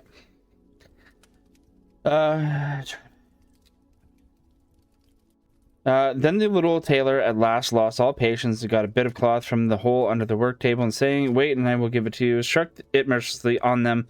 When he drew it away and counted, there lay before him no fewer than 7, dead and with legs stretched out. "Art thou a fellow of that sort?" he said, and could not help admiring his own bravery. The whole town shall know of this. And the little tailor hastened to cut himself a girdle, stitched it, and embroidered it on in large letters, 7 at one stroke. "What the town," he continued, "the whole world shall hear of it." And his heart wagged with joy like a lamb's tail. The tailor put on the girdle and resolved to go forth into the world, because he thought his workshop was too small for his valor. Before he went away, he sought about in the house and see if there was anything which he could take with him. However, he found nothing but an old cheese, and that he put in his pocket. This is the cheese one that we've seen in the illustration. Okay. In front of the door, he observed a bird which had caught itself in the thicket. It had to go into the pocket with the cheese. Now he took the road boldly, and as he was light and nimble, he felt no fatigue. The road led him up a mountain, and when he had reached the highest point of it, there sat a powerful giant looking about him quite comfortably. Excuse me. The little tailor went bravely up, spoke to him, and said, "Good day, comrade. So thou art sitting there overlooking the widespread world. I am just on my way thither, and want to try my luck. Hast thou any inclination to go with me?" The giant looked contemptuously at the tailor, and said, "Thou ragamuffin, thou miserable creature." "Oh, indeed," answered the little tailor, and unbuttoned his coat, and showed the giant the girdle. "There mayest thou read what kind of a man I am." The giant read 7 at one stroke, and thought that they had been men whom the tailor had killed, and began to feel a little respect for the tiny fellow. Nevertheless, he wished to try him first, and took a stone in his hand and squeezed it together so that the water dropped out of it. "Do that likewise," said the giant, "if thou hast strength." "Is that all?" said the tailor. "That is child's play with us," and put his hand into his pocket, brought out the soft cheese, and pressed it until the liquid ran out of it. "Faith," said he, that was a little better, wasn't it?" The giant did not know what to say, and could not believe it of the little man. Then the giant picked up a stone and threw it so high that the eye could scarcely follow it. "Now, little mite of a man, do that likewise." "Well thrown," said the tailor, "but after all the stone came down to the earth again. I will throw you one which shall never come back at all." And he put his hand into his pocket, took out the bird, and threw it into the air. The bird, delighted with his liberty, rose, flew away, and did not come back. "How does that shot please you, comrade?" asked the tailor. Oh my gosh. "Thou canst certainly throw," said the giant, "but now we will see if thou art able to carry anything properly." He took the little tailor to a mighty oak tree, which lay there felled on the ground, and said, "If thou art strong enough, help me to carry the tree out of the forest." "Readily," answered the little man. "Take thou the trunk on thy shoulders, and I will raise up the branches and twigs. After all, they are the heaviest." The giant took the trunk on his shoulder, but the tailor seated himself on a branch. And the giant, who could not look around, had to carry away the whole tree, and the little tailor into the bargain. He behind was quite merry and happy, and whistled the song. 3 tailors rode forth from the gate, as if carrying the tree were child's play. The giant, after he had dragged the heavy burden part of the way, could go no further, and cried, "Hark you, I shall have to let the tree fall." The tailor sprang nimbly down, seized the tree with both arms, as if he had been carrying it, and said to the giant, "Thou art such a great fellow, and yet canst not even carry the tree." They went on together, and as they passed a cherry tree, the giant laid hold of the top of the tree where the ripest fruit was hanging, bent it down, gave it into the tailor's hand, and bade him eat. But the little tailor was much too weak to hold the tree, and when the giant let it go, it sprang back again, and the tailor was hurried into the air with it. When he had fallen down again without injury, the giant said, "What is this? Hast thou no strength enough to hold the weak twig?" "There is no lack of strength," answered the little tailor. "Dost thou think that could be anything to a man who has struck down even at one blow? I leaped over the tree because the huntsmen are shooting down there in the thicket. Jump as I did, as thou canst do it." The giant made the attempt, but could not get over the tree, and remained hanging in the branches, so that in also the tailor kept the upper hand. Giant said, "If thou art such a valiant fellow, come with me into our cavern and spend the night with us." The little tailor was willing, and followed him. When they went into the cave, other giants were sitting there by the fire, and each of them had a roasted sheep in his hand, and was eating it. The little tailor looked around and thought, "It is much more spacious here than in my workshop." The giant showed him a bed, and said he was to lie down in it and sleep. The bed was, however, too big for the little tailor. He did not lie down in it, but crept into a corner. When it was midnight, and the giant thought the little tailor was lying in a sound sleep, he got up, took a great iron bar, cut through the bed with one blow, and thought he had given the grasshopper his finishing stroke. With the earliest dawn, the giants went into the forest, and had quite forgotten the little tailor, when all at once he walked up to them quite merrily and boldly. The giants were terrified. They were afraid that he would strike them all dead, and ran away in great hurry. The little tailor went onwards, always following his own pointed nose. After he had walked for a long time, he came to the courtyard of a royal palace, and as he felt weary, he lay down on the grass and fell asleep. Whilst he lay there, the people came and inspected him on all sides, and read on his girdle, 7 at one stroke. "Ah," said they, "what does the great warrior here in the midst of peace? He must be a mighty lord." They went and announced him to the king, and gave it as their opinion that if war should break out, this would be a weighty and useful man, who ought to no account to be allowed to depart. The council pleased the king, and he sent one of his courtiers to the little tailor to offer him military service when he awoke. The ambassador remained standing by the sleeper, waiting until he stretched his limbs and opened his eyes, and then conveyed to him this proposal. "For this very reason have I come here," the tailor replied. "I am ready to enter the king's service." He was therefore honorably received, and a separate dwelling was assigned him. The soldiers, however, were set against the little tailor, and wished him 1,000 miles away. "What is it to be the end of this?" they said amongst themselves. "If we quarrel with him, and he strikes about him, 7 of us will fall at every blow. Not one of us can stand against him."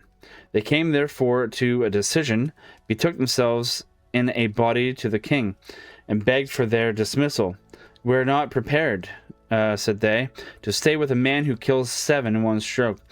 The king was sorry that for the sake of one he should lose all his faithful servants, wished that he had never set eyes on the tailor, and would willingly have been rid him again. But he did not venture to give him his dismissal, for he dreaded lest he should strike him and all his people dead, and place himself on the royal throne. He thought about it for a long time, and at last found good counsel. He sent to the little tailor and caused him to be informed that he was such a great warrior. He had one request to make to him. In a forest of his country lived two giants who caused great mischief with their robbing, murdering, ravaging, and burning. I thought it said raving. Jeez, I didn't know they had raves back then. And burning. Yeah. And no one could approach them without putting himself in danger or death. If the tailor conquered and killed these two giants, he would give him his only daughter to wife and half of his kingdom as a dowry. Likewise, 100 horsemen should go with him to assist him. That would indeed be a fine thing for a man like me, thought the little tailor. One is not offered a beautiful princess and a half kingdom every day of one's life. Oh yes, he replied, I will soon subdue the giants and do not require the help of 100 horsemen to do it. He who can hit 7 with one blow has no need to be afraid of 2. The little tailor went forth, and the 100 horsemen followed him. When he came to the outskirts of the forest, he said to his followers, Just stay waiting here. I alone will soon finish off the giants. Then he bounded into the forest and looked about right and left. After a while, he perceived both giants. They lay sleeping under a tree and snored so that the branches waved up and down. The little tailor, not idle, gathered 2 pocketfuls of stones, and with these climbed up the tree. When he was halfway up, he slipped down by a branch until he sat just above the sleepers, and then let one stone after another fall on the breast of one of the giants. For a long time the giant felt nothing, but at last he awoke, pushed his comrade, and said, Why art thou knocking me? Thou must be dreaming, said the other. I am not knocking thee. They laid themselves down to sleep again, and then the tailor threw a stone down on the second. What is the meaning of this? Cried the other. Why art thou pelting me? I am not pelting thee, answered the first, growling. They disputed about it for a time, but as they were weary, they let the matter rest, and their eyes closed once more. The little tailor began his game again, picked out the biggest stone, and threw it with all of his might on the breast of the first giant. That is too bad, cried he, and sprang up like a madman, and pushed his companion against the tree until it shook.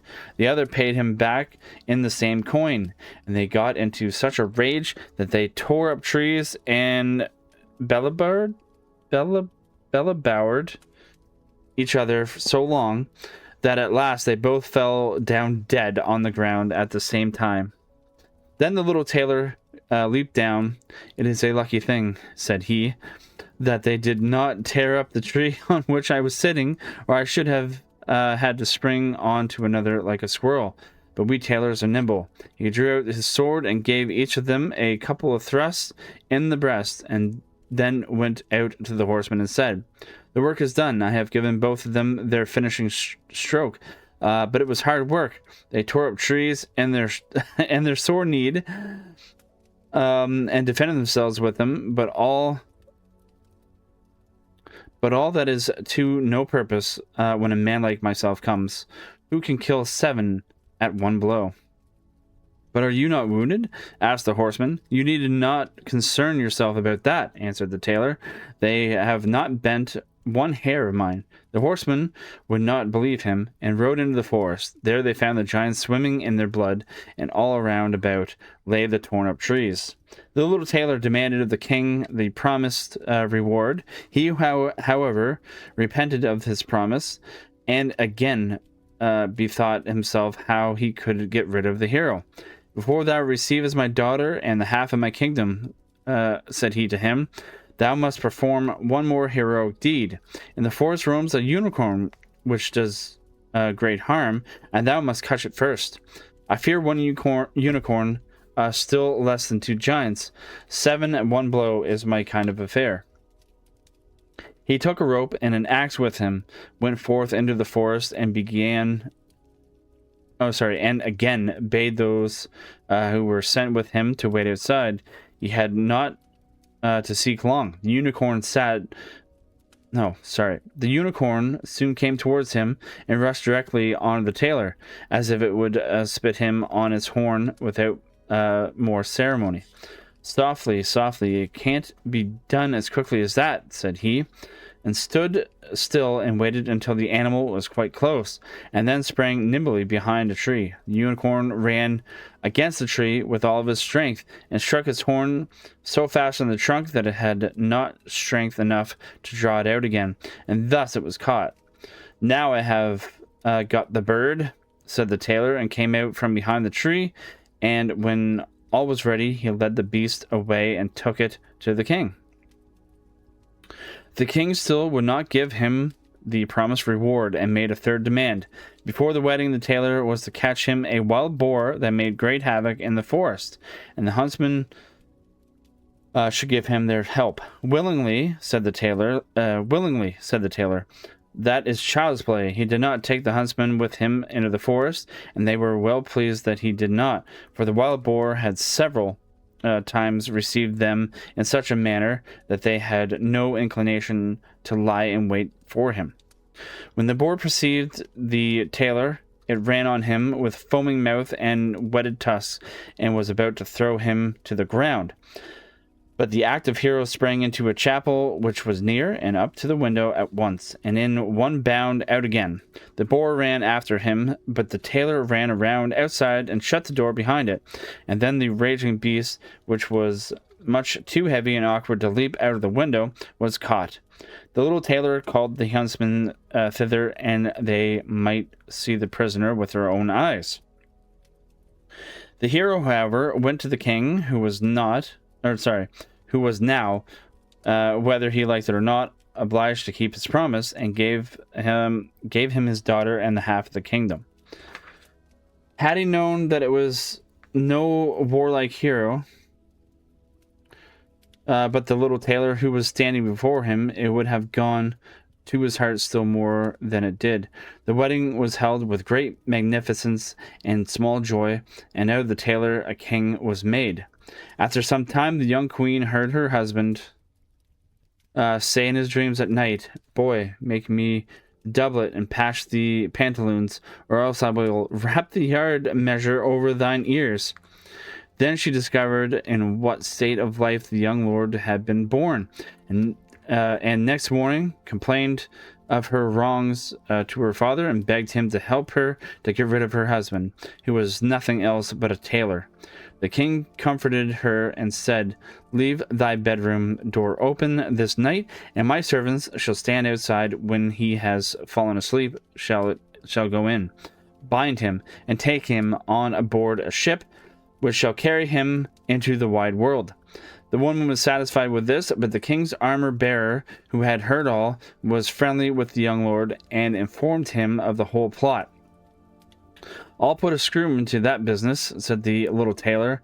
At night he went to bed with his wife at the usual time, and when she thought that he had fallen asleep, she got up, opened the door, and then lay down again. The little tailor, who was only pretending to be asleep, began to cry out in a clear voice, "Boy, make me the doublet and patch me the pantaloons. I will wrap the yard measure over thine ears. I smote 7 at one blow. I killed 2 giants. I brought away 1 unicorn and caught a wild boar. And am I to fear those who are standing outside the room?" When these men heard the tailor speaking thus, they were overcome by a great dread, and ran as if the wild huntsmen were behind them. None of them would venture anything further against him. So the little tailor was a king and remained one to the end of his life. Hey, isn't that cute? Yep, that's a good one. Oh, my eyes. The Disney one made it much shorter. Yeah, because I don't remember all that. I just remember the beginning of it, when he's like yelling at the window, "I caught 7! Or I killed 7! 7 at one blow. Yeah, 7 at one blow. They were talking about a problem with the giant, and so they thought he'd killed 7 giants at one blow. That's what I remember. Yeah, and then so in the Disney version, he just ties the giant up. Yes. And defeats it, and then he can marry Minnie Mouse. And they live happily ever after. So that's it. It's considerably shorter in the Disney version. Yeah. Yeah, that was it. I do remember that now. Yeah, no, I really like that because that's good because at no point does he like he realizes that there's a they've misunderstood his situation. Like nobody asked him seven what, Yeah, so he never has to answer seven what. He's that's just right. playing off of the assumptions that people are making. Well, like in my opinion, that's telling a half truth, right? Mm-hmm. And eventually, normally you would probably get caught. And it should catch it. Well, and if he hadn't still been clever, it would have caught up with him Right. at first with the giant. Right. Like, there's no way he could have known when he left home what the cheese and bird were gonna be No. helpful. No. You know. No. Pretty interesting though.